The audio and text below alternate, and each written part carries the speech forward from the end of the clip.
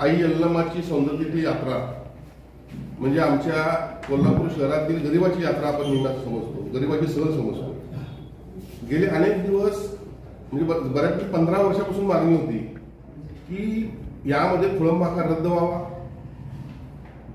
एसटीच्या भाडेदरामध्ये सवलत मिळावी.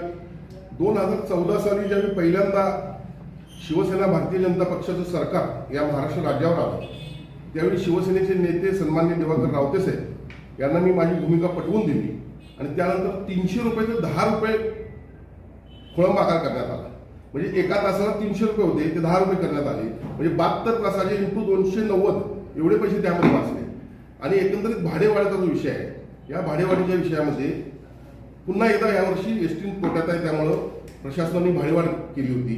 मी सन्माननीय मुख्यमंत्री देवेंद्र फडणवीस साहेब, उपमुख्यमंत्री एकनाथ शिंदे साहेब, अजितदादा पवार साहेब यांना विनंती केली आणि सन्माननीय नामदार प्रताप सरनाईकने देखील त्यात मदत केली.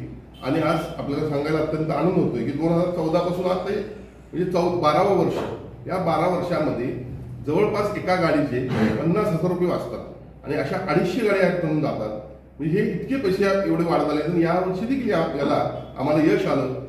आई यल्लमा देवीच्या आशीर्वादाने शक्य आहे. धन्यवाद.